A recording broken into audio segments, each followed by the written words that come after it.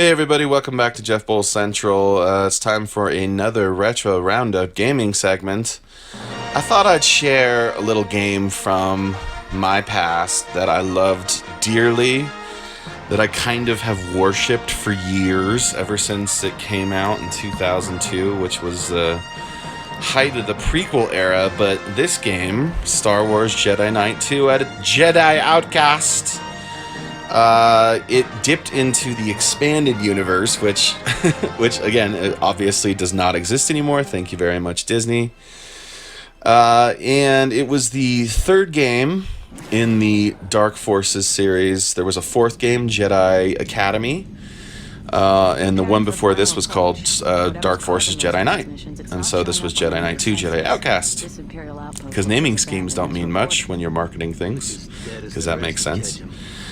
And so the basic setup here is that this kind of Kyle Katarn, right? He was a badass rebel soldier turned Jedi for no other reason than I think LucasArts wanted to make a badass Jedi game, so they just kind of took one of their things and turned it into a Jedi game. That's what I figure anyway. That's the round table discussion I figure at the development meeting. And so at the start of this game, he's been through so many trials and tribulations with the Force that he's cut himself off from the Force. And so after his girlfriend slash life mate slash pilot, I'm not actually sure what she is, Jan, ends up quote unquote killed, he decides to get the Force back. So you go to Master Skywalker, who's the master of a Jedi Academy, also does not exist, thank you, Disney, anymore. And you know what? He gets the Force back. He goes to the Valley of the Jedi, he gets the Force back, he gets a lightsaber back, he starts kicking ass, okay? That's what the story is. That's all you need to know. You got a lightsaber, you kick ass. But it's not all lightsaber combat, because Dark Forces was a shooter, first-person shooter.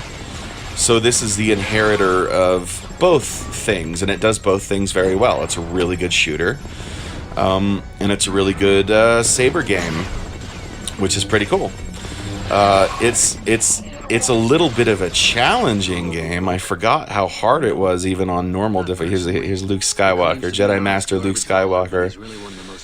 Spitting image, by the way. Voice is perfect too. Yeah, it's a great shooter. It's a great sword combat game. I will say that I'm playing this on the PlayStation 4. PS4 has a version of it, which I just found out last week, so I had to snap it up. And it's like even more challenging on the gamepad, because the gamepad doesn't snap. You know what I mean? You know how like modern shooters cheat to make you think you're talented? and the aiming reticle snaps to the bad guy. Well, this one doesn't do that, so good luck actually hitting anything, and you're probably better than me. Undoubtedly, you're better than me. Okay, I'll just say it. Don't tell me I suck in the comments at playing this game. I already know, and I already know that you're better. Trust me. So when this game came out in 2002, I was all over it. I was the first one in line at my Best Buy.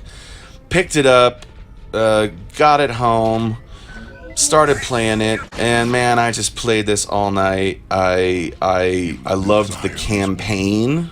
It's like a 15-hour story. It's a very good Star Wars story. You're hunting down this dude, Dasan here, and all of his followers.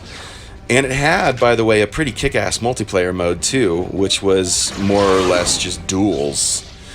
Saber duels. And I remember just like, it blew me away, because I didn't, but in 2002, we had 56K modems, most of us still. So it was really my first multiplayer game that I really put a lot of time into, and I just loved dueling with people, because the saber technique feels so good. It really does.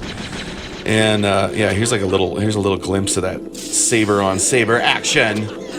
I think that honestly the newest Jedi game that just came out last year, Fallen Order from EA, obviously.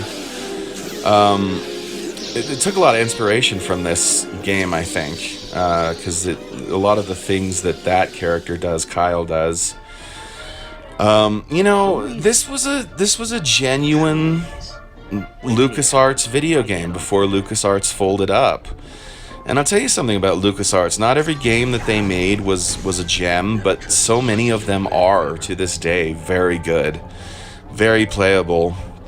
And I gotta say, I think because George Lucas owned that company, I think the company just cared more about the property, cared more about Star Wars than EA, for sure. I think EA does, quote unquote, the best they can, to please fans.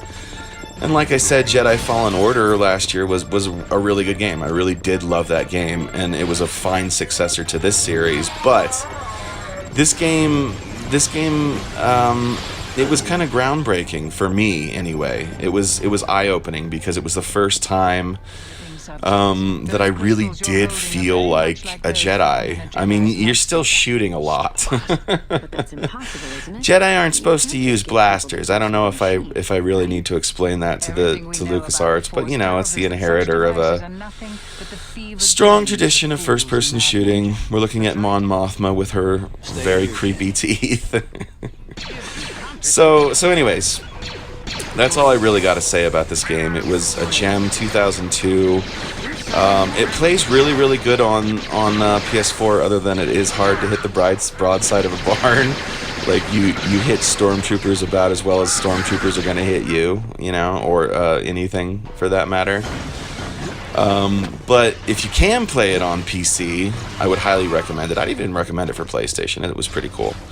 And I'm glad I got it in my library again because, God, I have no idea where that CD-ROM went to. It's probably long gone. So, do yourself a favor if you've never played this game, or if it's been a really, really long time and you want to dip into Star Wars nostalgia in a expanded universe that no longer exists. This is it, man. This is your game.